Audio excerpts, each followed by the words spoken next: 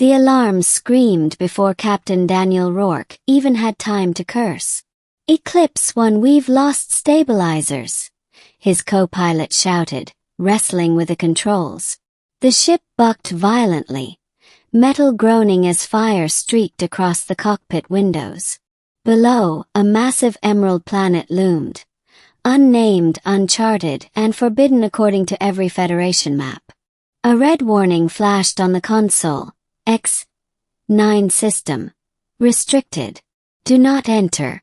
But it was too late. The gravity well had them. Brace for impact. Daniel barked, gripping the control yoke as the ship screamed through atmosphere, tearing clouds apart like paper. They hit the ground hard once, twice, then silence. Smoke filled the cabin. Sparks danced from shattered panels. Daniel coughed, unbuckled, and crawled through debris until sunlight broke through a twisted hull plate. Outside stretched a world that shouldn't exist. Towering trees reached hundreds of meters high, their leaves glowing faintly violet. The air shimmered with heat and strange pollen.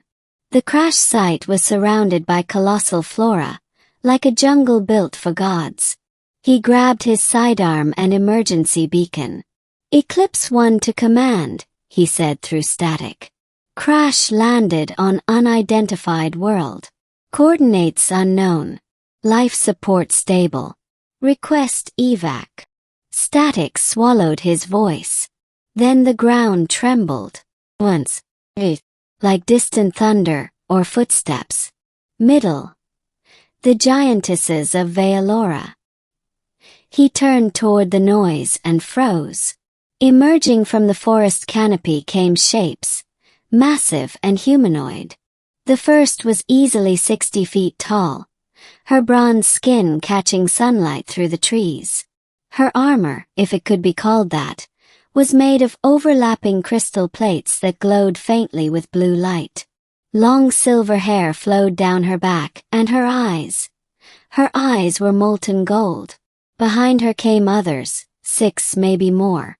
They moved with deliberate grace, each step sending small quakes through the ground. Daniel's brain refused to process it. Giantesses. Real giants.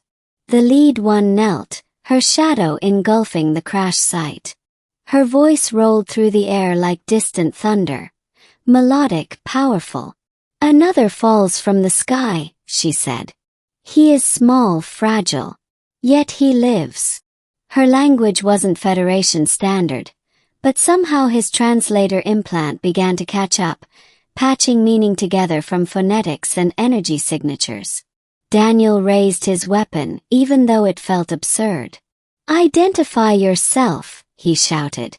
The giantess tilted her head. Amusement flickered across her face. "Identify yourself," she repeated softly, as though tasting the sound. "You speak the language of the old invaders." "Invaders," Daniel muttered. The woman's golden gaze hardened. "The small ones who came before you, they burned the skies and stole from our kind. You are forbidden here." She reached down, her fingers larger than tree trunks, and plucked the ship's wreckage aside like it was tin foil. Daniel barely dove aside in time. He aimed up, triggered his sidearm. A pulse shot hit her wrist and flared harmlessly. The energy just dispersed, absorbed by her skin. She looked down at the faint scorch mark, more curious than angry. "Interesting," she said. "He bites." The captive among titans. When he next woke, he was inside something massive. A stone structure, columns carved from luminous rock, glowing faintly blue. He lay on what looked like a table, though for the giantesses it was likely the size of a dinner plate.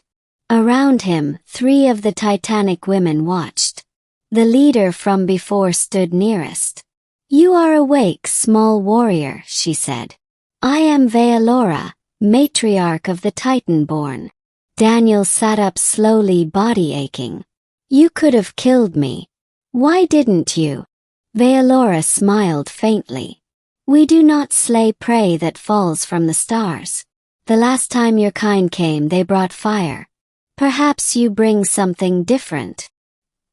He noticed now that her people weren't all warriors.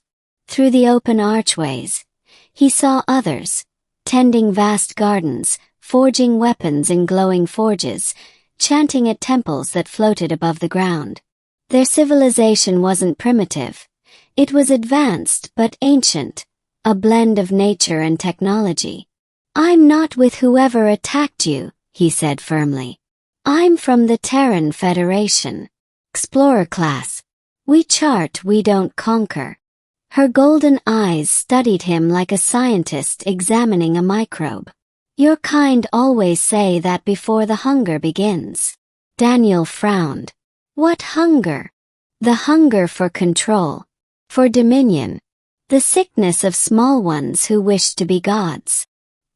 He stood defiant despite her sheer size. "We don't need to be gods. We just want to survive." That made her pause. Something flickered in her gaze. Memory, perhaps. "You speak boldly, little one," Vealora said. "Perhaps too boldly. The trial of strength." Days passed. He was kept inside their stronghold, a palace the size of a mountain, where glowing bridges spanned waterfalls and trees grew inside halls. He learned their world was called Vealora Prime, once part of a galactic civilization that collapsed millennia ago. The Titanborn were all that remained, guardians of forbidden technologies. They had sealed their world from outsiders after the small ones, perhaps ancient humans or their precursors, tried to steal their life crystals, the heart of their power. But curiosity overcame suspicion. Vealora and her warriors tested Daniel, in speech, mind, and strength. One morning, she placed him before an arena the size of a city square. "You claim humans are strong," she said. "Show us." She threw down a weapon, a shard blade almost as tall as him. "Defend yourself." From the other side of the arena, another giantess approached, younger, fierce-eyed, wielding a staff.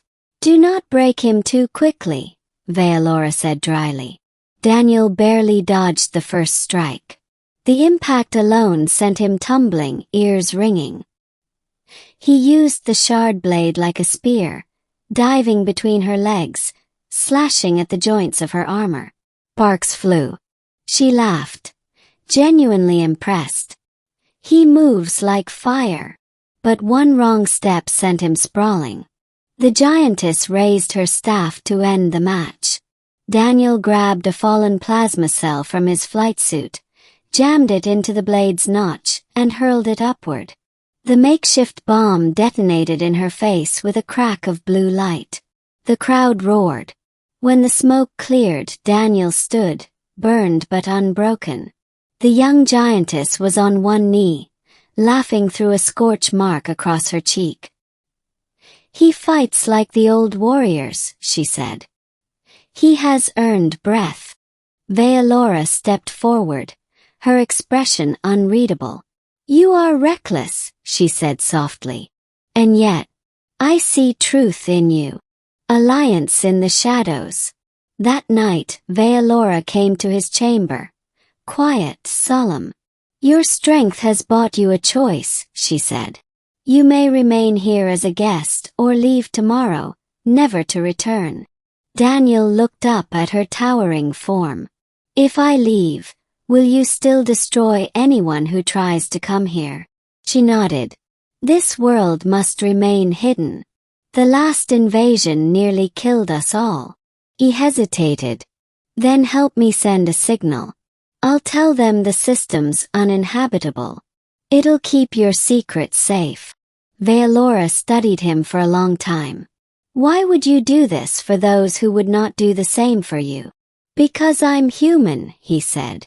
"We make mistakes. But we learn. Maybe that's what your people forgot when you closed the sky." For a heartbeat, the air between them was heavy, not hostile but filled with something ancient and sorrowful.